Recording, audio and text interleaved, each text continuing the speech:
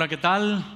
Qué bueno poder compartir, para mí es un privilegio poder compartir este segundo mensaje con ustedes, de esta serie que comenzamos la semana pasada, que hemos llamado Duro como el acero.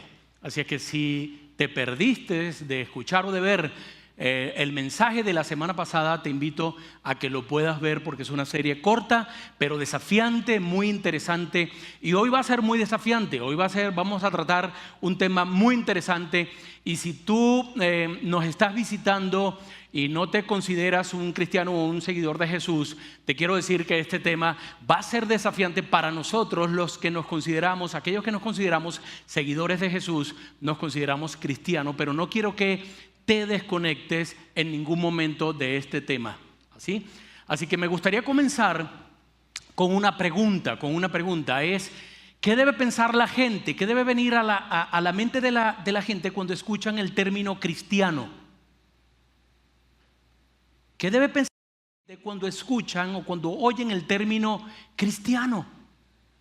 Y si tú no eres cristiano o no estás seguro de serlo, o creciste junto a un grupo de cristianos y por eso no eres cristiano, o trabajaste con un compañero y por eso dijiste en algún momento nunca más o nunca seré cristiano, la pregunta es esa: ¿qué viene a tu mente? O tal vez tú dices, bueno, esto de cristianos, esta cosa como que no es para mí o no es mi tiempo.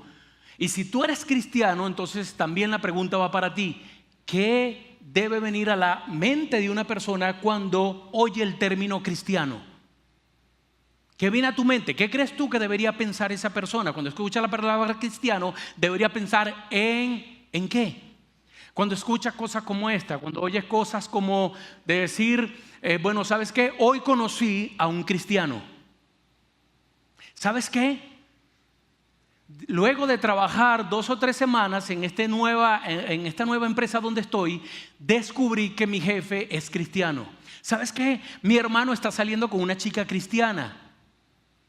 Mi hermana está saliendo con un chico cristiano. O al lado de mi casa se mudó una familia y descubrí o me enteré que son cristianos. ¿Qué es lo que debe venir a la mente de una persona cuando escucha el término cristiano? Algo que seguramente no viene y que debería venir es esta palabra, la palabra sin miedo. La palabra sin miedo. Y la semana pasada leímos algunos textos bíblicos donde descubrimos algunos detalles o algunas cosas interesantes, y una de esas es que Jesús, nuestro Señor y nuestro Salvador, era una persona valiente. No le temía a nada. Era duro como el acero. Jesús caminó en esta tierra como una persona valiente. Y los cristianos del primer siglo, esos cristianos del primer siglo eran muy valientes. Esas personas que creyeron en Jesucristo, ellos no temían, eran valientes. No temían a la muerte, no temían a las enfermedades, no temían a las persecuciones, no temían a la pérdida, ni siquiera quedarse sin nada, y perdieron muchísimo. De hecho, debe decirse de nosotros como cristianos que como no tenemos miedo, no tememos perder las cosas. Porque cuando tú no temes a la pérdida, te vuelves una persona desinteresada. Cuando tú no temes a la pérdida, te vuelves una persona compasiva, te vuelves una persona generosa. Y eso debe decirse de nosotros los cristianos. Cuando no temes, cuando tú y yo caminamos en esta tierra sin temor. Y ese fue el ejemplo que nos dejó nuestro Señor, nuestro Salvador. Así que otra palabra que debe venir cuando alguien oye el término cristiano es esta palabra, y es la palabra confiado. Confiado, personas confiado, no confiado como arrogante, confiado como humilde, como una persona segura. Y sabes, había un ambiente tan positivo en esos primeros cristianos que cuando alguna situación sucedía y llegaban los cristianos, había un ambiente positivo. La gente decía: qué bueno que los cristianos están acá. Eran cristianos seguros que abrazaron que abrazaron a ese Salvador, a ese Redentor que entregó, que había entregado su vida por ellos y que entregó su vida por ti y por mí y que caminó valientemente en esta tierra. De hecho, si tú y yo nos consideramos seguidores de Jesús, un seguidor de Jesús o un cristiano, lo que significa es que es seguidor de Cristo.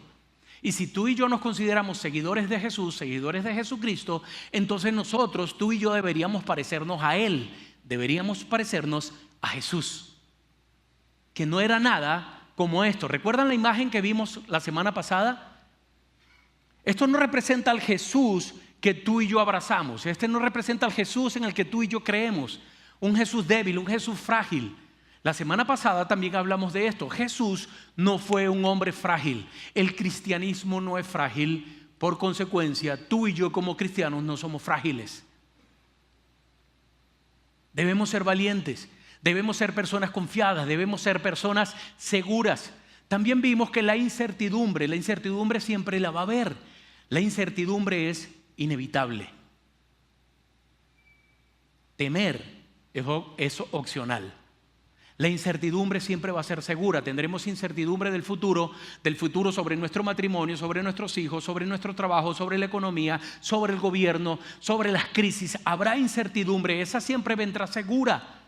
Pero lo que es opcional es si tú y yo caminamos con miedo o no.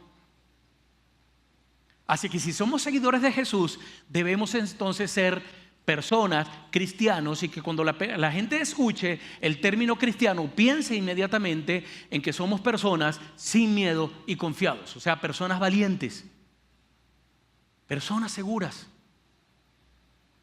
Entonces, si Jesús, nuestro Redentor, nuestro Señor y Salvador, caminó en esta tierra valientemente y los primeros cristianos modelaron a Jesús y fueron valientes, no temían ni a la muerte, ni a las enfermedades, ni a la pérdida, entonces la pregunta que nos tenemos que hacer es: ¿qué nos pasa? ¿Qué es lo que nos pasa? O tal vez una pregunta mejor: ¿qué fue lo que nos pasó en el camino? Porque tú y yo, como cristianos, como seguidores de Jesús, perdimos la reputación en el camino. Perdimos la reputación como esas personas confiadas, como esas personas seguras, como esas personas que caminan sin miedo, con valentía, como caminó Jesús y como caminaron los del Antiguo Testamento y aquellos primeros cristianos. ¿Qué fue lo que nos pasó? ¿Por qué cuando la gente oye el término cristiano no te asocian a ti y a mí con personas valientes, con personas sin miedo, con personas confiadas, seguras? ¿Qué fue lo que nos pasó en el camino? Ahora, ¿por qué hay tantos cristianos preocupados? ¿Por qué hay tantos cristianos asustados, que viven temerosos, ansiosos? ¿Por qué como cristianos podemos elegir una vida llena de preocupaciones? Preocupaciones por el gobierno de turno, quién será el próximo presidente, o por el que tenemos, o por la crisis, o por la delincuencia, la inseguridad. ¿Qué te preocupa? ¿Qué es lo que nos mantiene ansiosos? ¿Qué es lo que nos mantiene caminando con miedo? Y no es que estas cosas no sean tan importantes. Pero ¿qué nos diría Jesús? ¿Se han olvidado a quién siguen? ¿Se han olvidado en quién creyeron? ¿Qué les preocupa tanto? ¿Cómo se está devaluando el peso contra el dólar? ¿Qué les preocupa tanto la construcción del muro? ¿Qué les preocupa tanto que no tienes trabajo? ¿Qué te preocupa tanto la crisis? ¿Se han olvidado a quién siguen? ¿En quién han confiado? ¿Se han olvidado que yo, su Salvador, cabalgué en medio, entrando a Jerusalén, en la calle principal, a sabiendas que iba a ser arrestado, a sabiendas que iba a ser golpeado en tu nombre? Lo hice por ti. Caminé valientemente, sabiendo lo que me iba a pasar. ¿Te has olvidado a quién sigues? Dime una vez más, ¿qué es lo que te preocupa? ¿Qué es lo que te mantiene con miedo? ¿Qué es lo que te mantiene ansioso o ansiosa? ¿Has olvidado a quién siguen? Y nos vamos a pasear por algunos textos bíblicos en el libro de Hebreos, Hebreos 11. Hebreos 11 es un libro apasionante y que nos va a desafiar, a ti y a mí nos va a desafiar. El autor de Hebreos, no sabemos quién lo escribió, si fue un hombre, si fue una mujer, pero yo me voy a referir al autor de Hebreos cada vez que lo mencione. Y él entonces escribe un desafío, él escribe algo interesante. Vuelvo y repito, algo que a ti y a mí nos va a desafiar nuestra fe y va a hacer que nuestra fe sea mucho más fuerte, mucho más sólida. Esa fe que se parecía a los que nos precedieron. Así que el autor de Hebreos, cuando escribe esto, era porque había una situación en esos primeros cristianos. Esos primeros cristianos, esa iglesia primitiva, se estaba preguntando en algún momento, ¿vale la pena? ¿Vale la pena lo que estamos haciendo? ¿Vale la pena? ¿Esto realmente está funcionando? ¿Esto de creer en Jesús, de seguir a Jesús, esto en algún momento trascenderá, saldrá más allá de nuestra pequeña ciudad? ¿Vale la pena seguir haciendo lo que estamos haciendo? Sufriendo persecuciones, azotes, piedras, arrestos, mucha gente herida, gente encarcelada. ¿Vale la pena seguir haciendo esto o le estamos mintiendo a nuestros hijos? ¿Esto realmente va a trascender? Se estaban preguntando, aún cuando he perdido mi trabajo a costa de esto, cuando he perdido mi reputación en la comunidad, cuando mis hijos son maltratados, ¿vale la pena? Y el autor de Hebreos entonces escribe esto para esos primeros cristianos y para nosotros. Y comienza diciendo entonces, vamos a leer allí en Hebreos capítulo 11 versos 1 y 2, y dice así: ahora bien, la fe es la garantía de lo que se espera, la certeza de lo que no se ve. Gracias a ella, a la fe, fueron aprobados los antiguos. Ahora, de una manera práctica lo voy a ejemplificar. Yo sé que algunos de ustedes o muchos saben lo que es fe, pero te lo voy a colocar de una manera práctica lo que es la fe. Si tú trabajas o tuviste un trabajo en alguna oportunidad, tú experimentaste lo que el autor quiere decir. Tú has experimentado la fe. Cuando tú llegaste allí a esa empresa, a ese negocio, y conversaste con alguna persona y te dijo, sí, te vamos a contratar, y te dijeron, tú vas a comenzar a trabajar y en un par de semanas vas a recibir un pago, un cheque de nómina. Y tú comenzaste a trabajar confiando en esa persona que en un par de semanas te iba a hacer un pago de nómina. Eso es fe.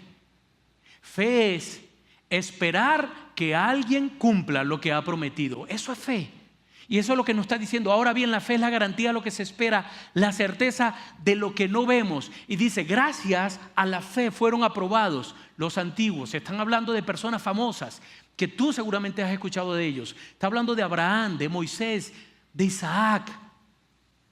Está hablando de Jacob. Ellos fueron aprobados, elogiados. Fueron elogiados por la fe que estos hombres tenían. Personas que tú y yo debemos modelar. Ahora, sigue diciendo, todos ellos vivieron por la fe y murieron sin haber recibido las cosas prometidas. Más bien, las reconocieron a lo lejos y confesaron que eran extranjeros y peregrinos en la tierra. Ellos murieron.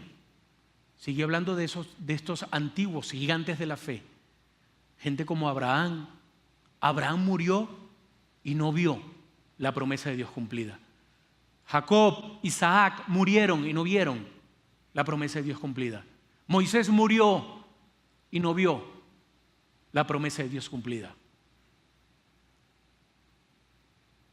Así que esta gente se levantaba cada día por su fe. Era como que se levantaban cada día creyendo que Dios en cualquier momento cumpliría su promesa. Siempre se mantuvieron fieles. Y sigue diciendo, otros sufrieron la prueba de burlas y azotes e incluso de cadenas y cárceles, fueron apedreados, aserrados por la mitad, asesinados a filo de espada. Está hablando de tanta gente que pusieron su confianza en Dios, que creyeron en la promesa de Dios, vieron la promesa cumplida de lejos, pero nunca, o sea, la reconocieron, pero nunca la vieron cumplida. Imagínense el tipo de fe que esta gente tenía. ¿Nos inspira eso a nosotros? ¿Nos desafía ese tipo de fe? ¿Quiénes eran esta gente? Gente como tú y como yo, que decidieron en algún momento confiar en Dios.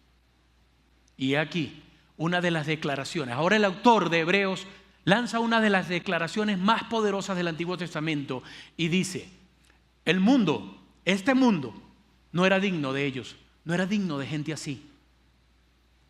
Vagaron por desiertos y montañas y se escondieron en cuevas y hoyos de la tierra. Este mundo no era digna de gente así. ¡Wow! ¡Qué increíble! El autor diciéndole a esos primeros cristianos: ¿sabes qué? Miren este ejemplo. Es más, su fe era tan grande que este mundo no era digno de tener gente como ellos. Este mundo no era digno de tener gente tan valiente, tan osada, tan segura como ellos. ¿Qué quiere decir eso? Que había o hubo una fidelidad a Dios tan grande que dio como resultado un grupo de gente heroica. Había una versión de la fidelidad de Dios que era impresionante. Había en ellos una versión de la fidelidad de Dios que hacía que la gente se detuviera, que la gente hiciera un alto y dijera: ¿quiénes son esta gente? Había una versión de la fidelidad a Dios por parte de esta gente que tenían a otras personas asombradas. Había una versión de la fidelidad a Dios que transformó el mundo. Y tú y yo estamos aquí hoy creyendo en un Dios, en un Cristo resucitado por este tipo de personas. Cuando pusieron toda su confianza en Dios y murieron y no vieron las promesas de Dios cumplidas. Y sigue diciendo el autor: aunque todos obtuvieron un testimonio favorable mediante la fe, ninguno de ellos vio el cumplimiento de la promesa. Ninguno. Ahora esta es tu parte. Esta es tu parte y esta es la mía. Miren lo que sigue diciendo. Esto sucedió para que ellos no llegaran a la meta sin nosotros, pues Dios nos había preparado algo mejor. ¡Wow! Esta gente no vio la promesa de Dios. Esta gente se mantuvo fiel a Dios día tras día. Murieron, no vieron la promesa de Dios cumplida, pero Dios no la cumplió. ¿Por qué? Porque estaba pensando en nosotros. Tenía algo preparado para nosotros. El autor está diciendo: Dios tenía algo de impacto global para nosotros. Dios tenía algo de impacto universal, de impacto mundial. Por eso ellos no vieron la promesa cumplida. ¿Por qué? Porque Dios te quería incluir a ti y me quería incluir a mí. Y ahí está el autor de Hebreos hablándole a estos primeros cristianos, desafiándolos con su fe y diciendo: sí vale la pena continuar, sí vale la pena y sí va a trascender mucho más de eso. Nos está escribiendo a nosotros y nos está diciendo: vale la pena confiar en Dios, vale la pena ser un cristiano osado, vale la pena ser un cristiano que confíe y que camine en esta tierra sin miedo. Resumido de esta manera, porque ¿quiénes son esta gente? Resumido de esta manera, ellos estaban viendo hacia adelante y eran fieles, se mantuvieron fieles. Se mantuvieron fieles a Dios, aun cuando no vieron el cumplimiento de la promesa. Tú y yo estamos de este lado de la promesa. Ellos se mantuvieron fieles y viendo hacia adelante. Por el contrario, nosotros estamos viendo hacia atrás y con miedo. Y si esta gente pudiera hablarnos, ¿qué nos preguntarían? Tal vez nos preguntarían, ¿de qué temen? ¿Cuál es el miedo? ¿Cuál es la ansiedad? ¿En quién están creyendo? ¿Dónde está su confianza? Aquí estamos tú y yo, 2000 años después, gracias a esos valientes. Estamos del lado de la promesa cumplida. ¿Por qué? Porque Dios, aunque Abraham no vio la promesa cumplida, Dios la cumplió. Dios le cumplió la promesa a Abraham a través de Jesucristo. Y tú y yo la estamos viviendo. Ya está el autor hablándole a los primeros cristianos, a los cristianos del primer siglo. Aquí está la promesa cumplida. Dios la cumplió a Abraham a través de Jesucristo. Jesucristo vino en un momento y murió y resucitó. Y es nuestro Redentor y Salvador. La iglesia inició y la iglesia creció. Y la iglesia creció. Y la iglesia perseveró. Aquí estamos tú y yo, 2000 años después, disfrutando lo que estos hombres hicieron. Así que la pregunta es, ¿qué es lo que nos preocupa tanto? Tú y yo debemos ser las personas más seguras del planeta. Por una razón, tenemos suficientes evidencias para confiar en Dios. Tú y yo debemos ser las personas más seguras del planeta porque tenemos la seguridad de que el Señor Jesucristo murió y resucitó al tercer día para darnos vida eterna y que caminó valientemente en esta tierra. Así que el autor sigue diciendo, por tanto, ¿qué? O sea, por tanto o por lo tanto, o sea, a la luz de lo que Dios ya hizo, no de lo que prometió, de lo que ya cumplió a través de Jesucristo, a la luz de lo que Dios ya hizo, ya cumplió, ¿qué debemos hacer? Dice, por tanto, también nosotros que estamos rodeados de una multitud tan grande de testigos. Ahora, ¿cuáles testigos? Está hablándonos y está hablando a esos primeros cristianos. ¿Cuáles testigos? Está hablando de los testigos, de los santos del Antiguo Testamento. Y ahora nosotros nos está hablando de los santos del Antiguo y del Nuevo Testamento. No solamente gente como Abraham, Isaac, Jacob, Moisés y tantos otros. Nos está hablando también del apóstol Pablo, está hablando de Pedro, de Juan, de Mateo, de tantas personas. A la luz de esa multitud de testigos, otra versión de la Biblia dice, ante esa nube de testigos, ¿qué debemos hacer? ¿Qué es lo que debemos hacer entonces tú y yo? Y el autor él hace un alto y dice, ¿será esto lo que tenemos que hacer? Vamos a leerlo. Escondámonos y quejémonos y critiquemos y acumulemos nuestros recursos por si acaso. Escondamos nuestras Biblias en un cajón, construyamos refugios antiaéreos, compremos municiones, culpemos a los policías, culpemos al presidente, culpemos a los maestros, culpemos a Trump, exijamos nuestros derechos, protestemos para que no se construya un muro, cobrémosles impuestos a los ricos, juguemos a lo seguro, no a la incertidumbre, encontremos a alguien a quien demandar, recuperemos nuestro país y oremos para que Jesús regrese pronto y no tengamos que sufrir. ¿Me faltó algo o alguien? ¿Esto es lo que dice el autor?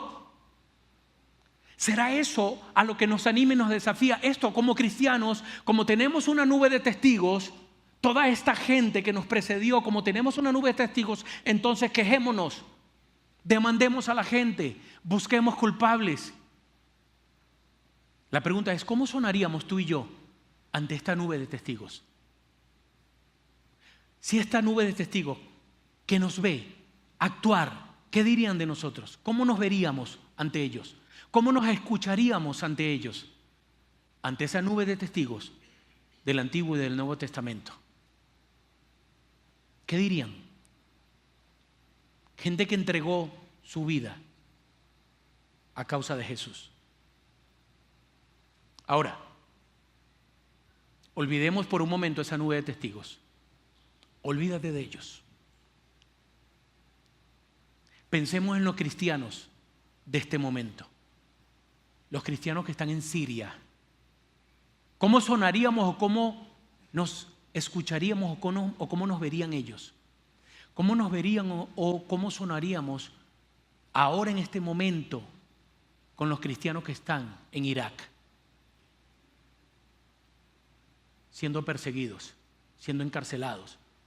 Los cristianos que están en Egipto. No sé si escuchaste la noticia hace un par de días. Un camión de cristianos, camino a la catedral, por un grupo extremista fueron asesinados.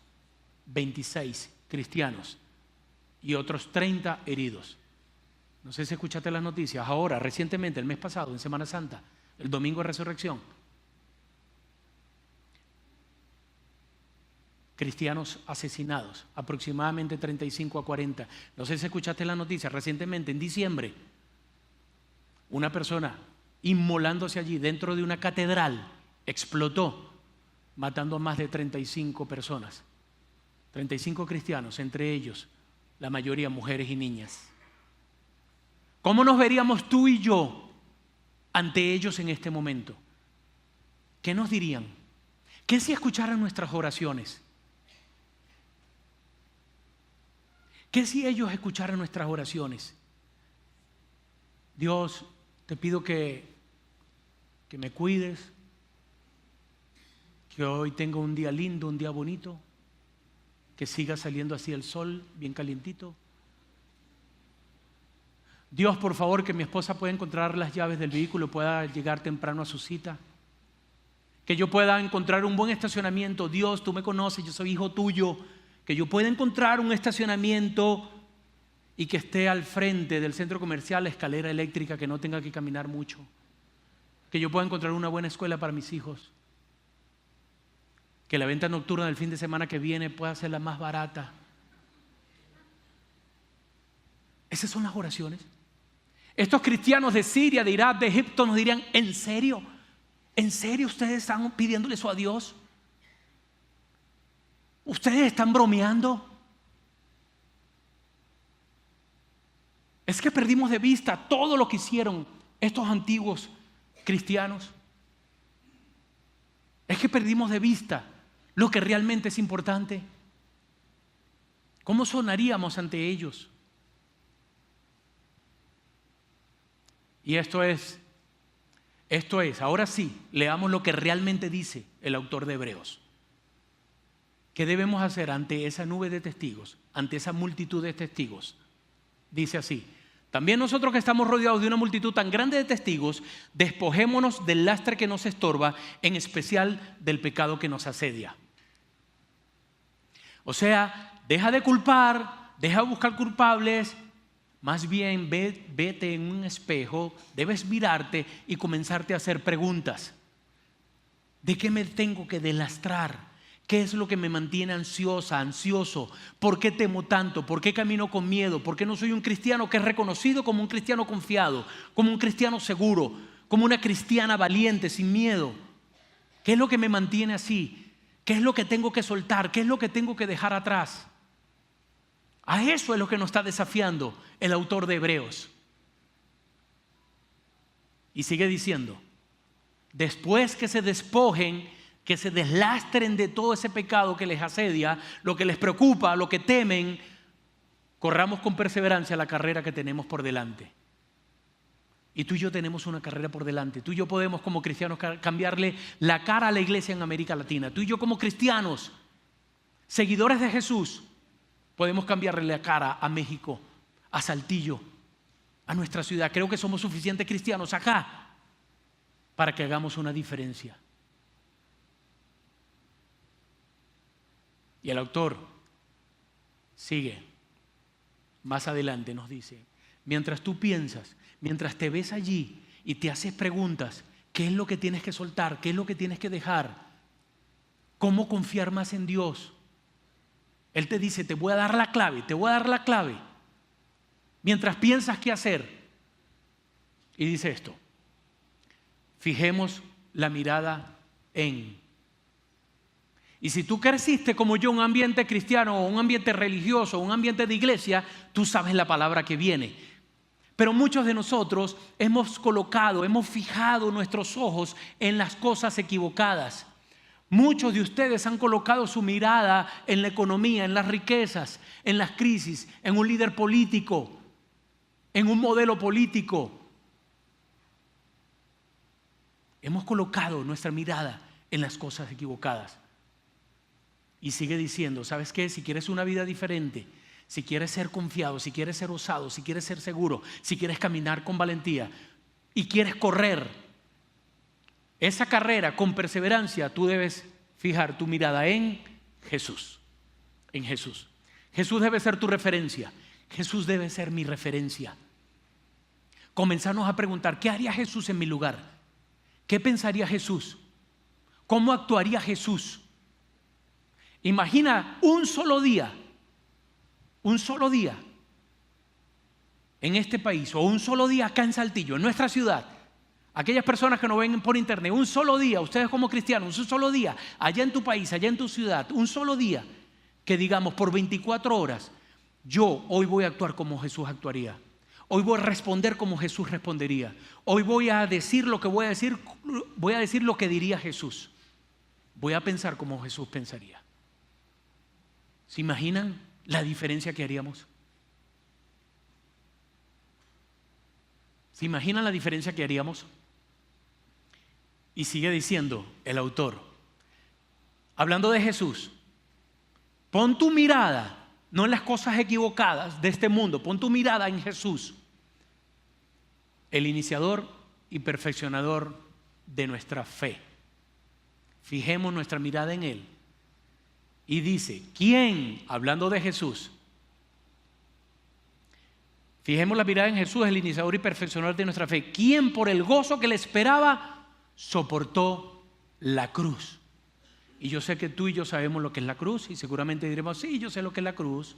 La hemos visto en Semana Santa, la hemos visto en algunas iglesias, la he visto en algunas películas, sabemos lo que es la cruz.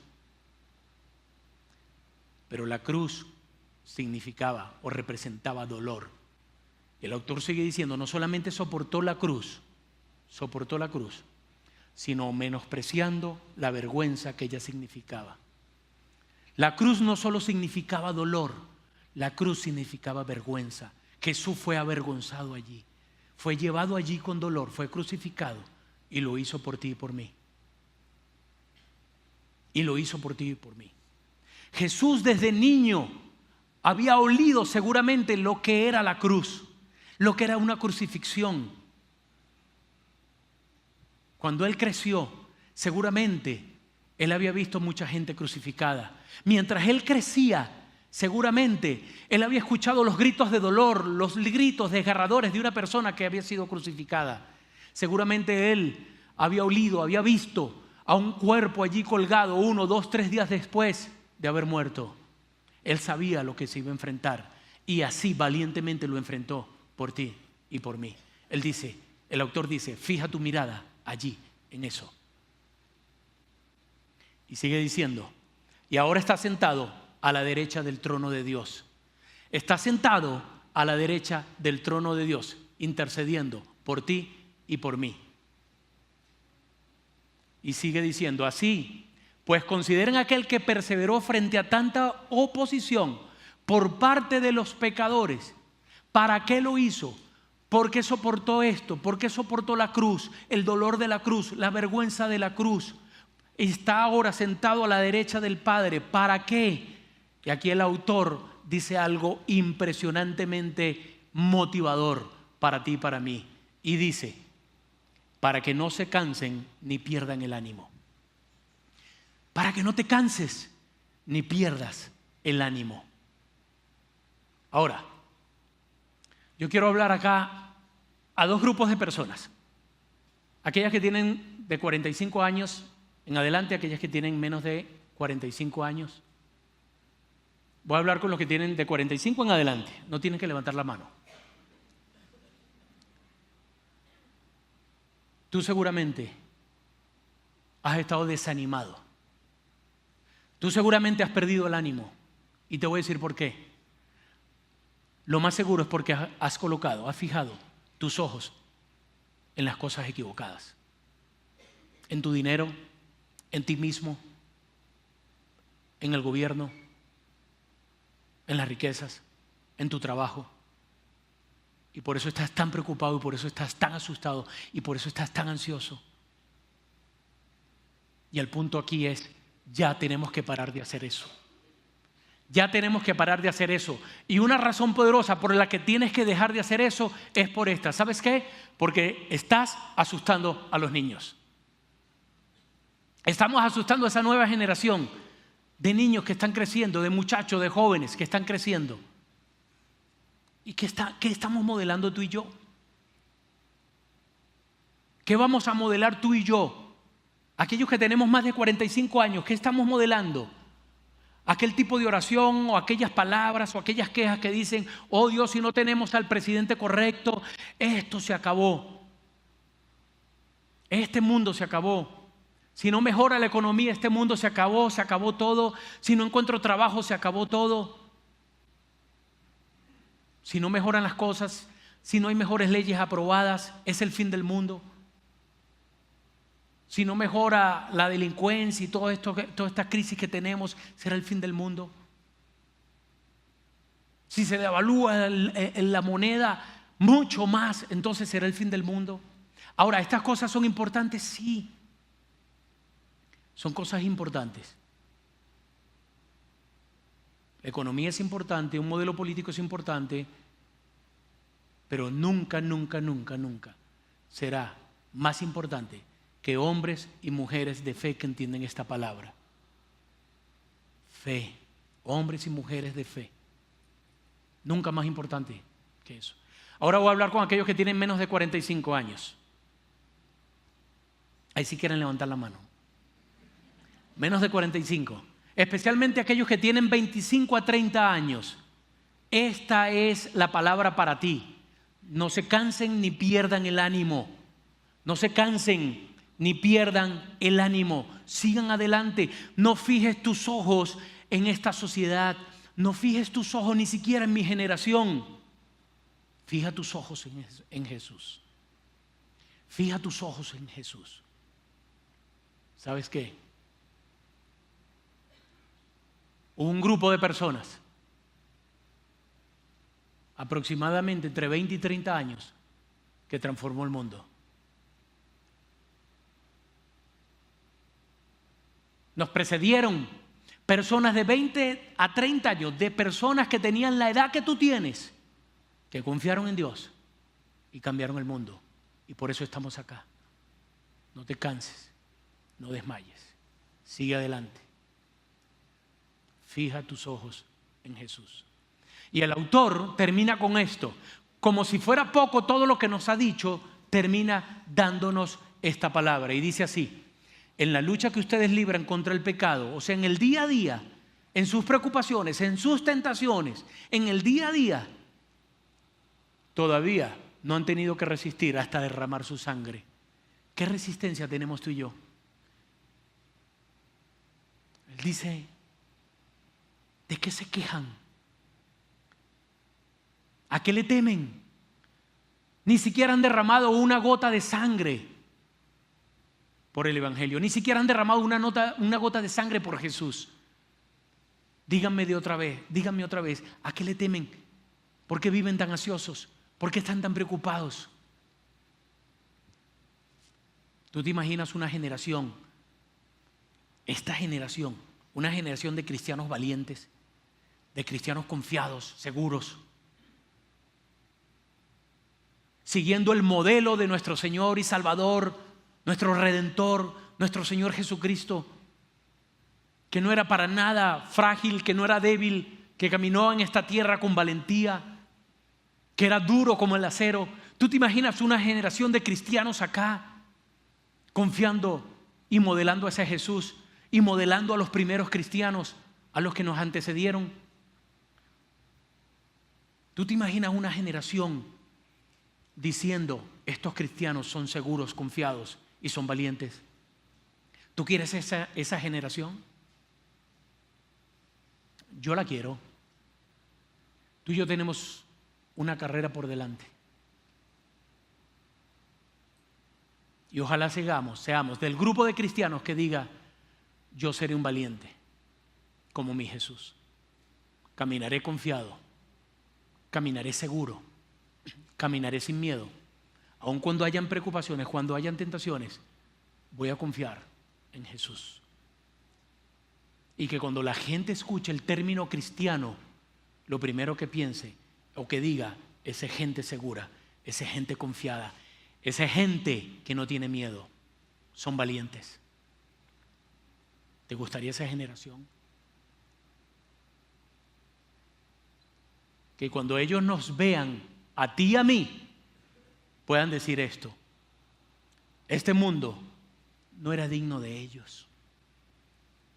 Este mundo no era digno de gente así.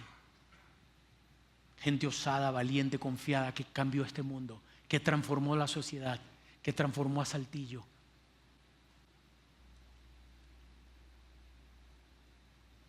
¿Quieres que digan eso de nosotros? Qué bueno que pudieran decir eso de nosotros. Que la gente diga: ¿sabes qué?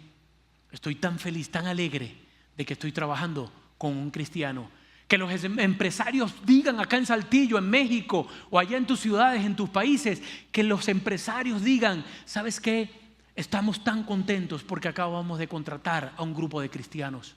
¿Sabes qué? Estamos tan contentos en el fraccionamiento porque ahora se han mudado acá unos vecinos que son cristianos. ¿Sabes qué? Estoy contento, estoy tan alegre como papá, como mamá, porque mi hija está saliendo con un chico cristiano, porque mi hijo está saliendo con una chica cristiana. ¿Sabes qué? Estamos tan contentos de que los cristianos estén aquí con nosotros. No creo en todo lo que ellos dicen. No entiendo muchas cosas de lo que hacen el fin de semana. Pero qué bueno que están aquí. El mundo no era digno de ellos. Qué bueno que puedan decir eso de nosotros.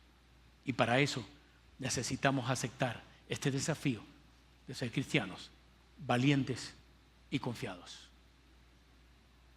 Permíteme orar por ti. Padre, en el nombre de Jesús te damos gracias. Padre, porque es muy fácil para mí decirlo, es muy fácil para nosotros escucharlo. Te pedimos que tú nos des la sabiduría para ser valientes, que tú nos des la sabiduría para ver qué hacer con esto que hemos escuchado hoy, Señor. Danos la sabiduría y que nosotros podamos ser esos cristianos, seguidores tuyos, ese Jesús valiente, ese Jesús que caminó con valentía, que enfrentó la muerte y que al tercer día resucitó para darnos vida eterna y para que nosotros siguiéramos su ejemplo como cristianos confiados, seguros. Gracias, Padre.